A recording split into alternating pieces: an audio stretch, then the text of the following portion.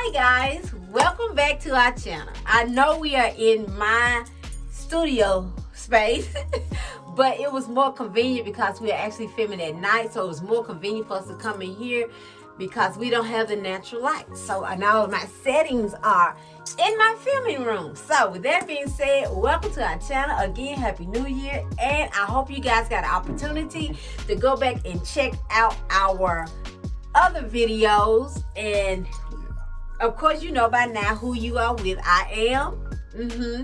He is. I'm JT. And so we just want to say thank you so much for viewing. Thank you so much. Please like, share, subscribe, hit that notification button if you like our content. And of course, we will be sharing more of us with you guys in your relationship for 2021. Of course, we talked about flexibility before, so we thought we'd just pop on and give you guys a few ideas as well as some of our own. One of the things we think you can go back and snatch from, if you haven't been flexible, have you thought about being flexible in 2021? That will enhance your relationship. If you would want to always, as they say, kick against the prick, how about not kicking, or let's kick a little less? And see how that enhanced the relationship for 2021. Me, myself, I think one of my goals, I guess. She just want me to give in. Kicking against the brick, just give in. Okay, I'm giving in. No, that's not what I'm saying.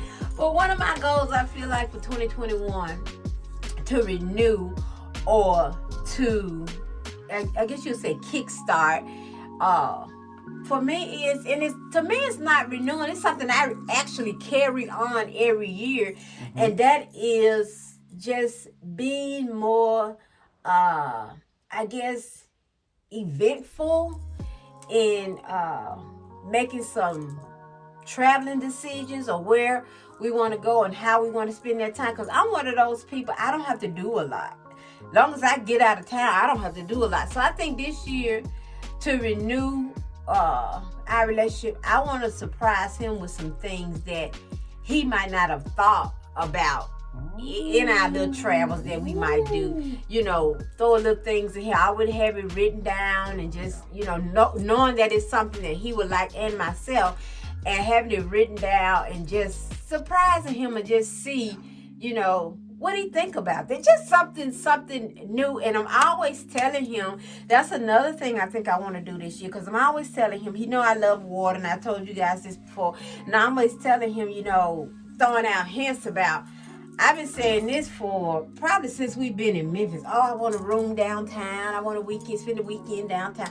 So I've been thinking about, how about I just set up the room and just not let him know, just have a surprise weekend myself. I feel like that would be something new and a jump start. What? That sounds wonderful. Sounds really good. I like that. And she has been really on me for a long time, and to just go downtown and just spend the whole weekend. And I think the jump start for me, it's in my blood now, is to get out of town as much as possible. And just for this year, I have a number 12. So I'm working towards getting out of town this year at least 12 times before the end of the year. And that's going to really entail self-care. I want to be more visible in my thinking in self-care. I know the things that makes her happy and excited, and my things is I'm just going to do it. So, hey, when I show up, she's just going to have to be ready. So if her hair's not fixed, baby, hey, put you some clothes in the bag. Let's go. I ain't got no problem with you looking like you're looking. Let's go. And being real, and we have some of the, I think, the greatest times.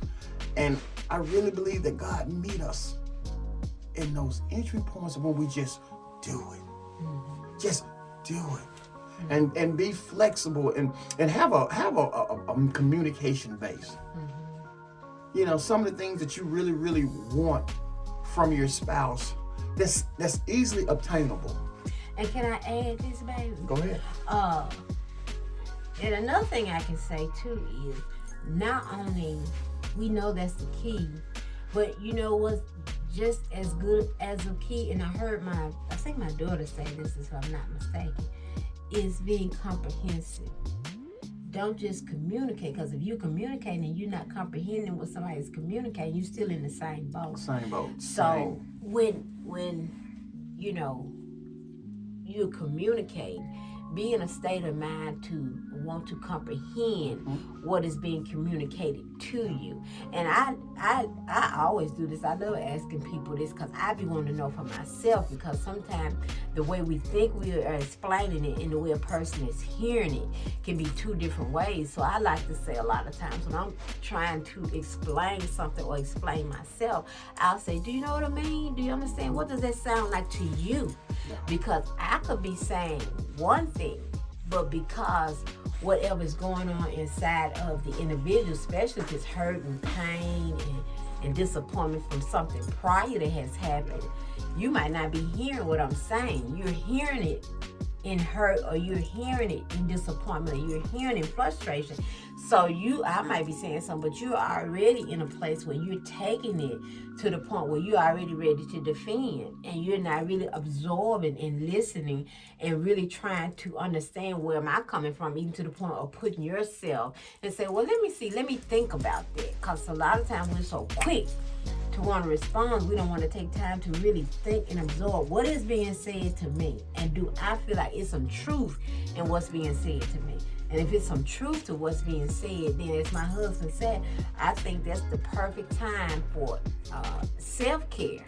And a lot of times, it's my daughter, a lot of times, we hear people say, oh, 2020 year. I've been hearing that a lot too for this year, 2021. I've been hearing a lot of self-care, self-care, self-care, self-care.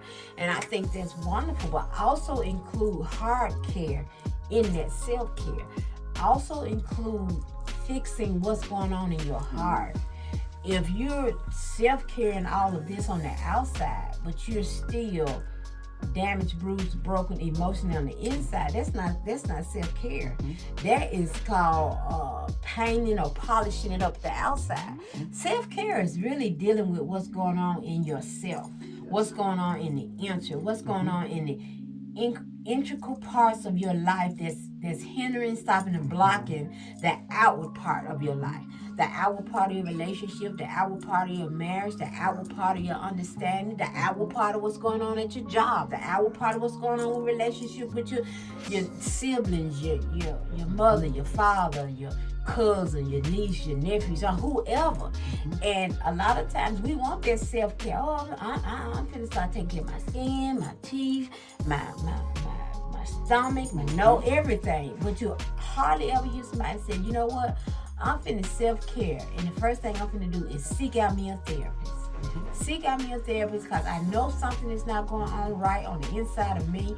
Because it's a young lady at our class that we go to at church, and she always says this, and I love when she says this. She says when things be going wrong, and you can move to a different city, a different state, and find yourself under the same things. And she said, who's always there? Who's always there? You are. So if you find yourself always in arguments with somebody, or always in some drama, or always in situations, you got to ask yourself, who is always there? I am. Now, what's going on with me that I'm always in these situations? Let me take a seat back. Let me examine myself. Let me see what I can do to be proactive in my life, to stop this right now and to be able to move beyond this. Yes. To me, that's true self-care. That's truly self-care.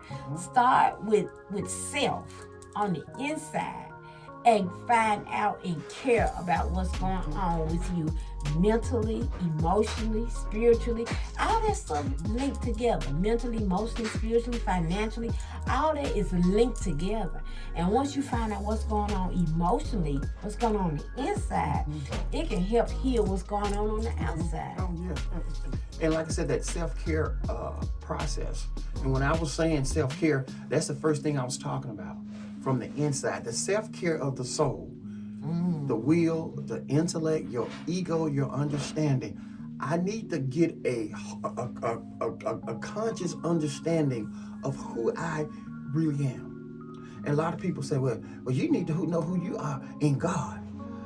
You know what? Really, I just need to try to know who I am just on a daily basis. Let's not try to be so super spiritual, because there's a lot of things that, if that's the case, there are a lot of people that's in the church that's still messed up, that are someone's leader, that's needing just as much self-care.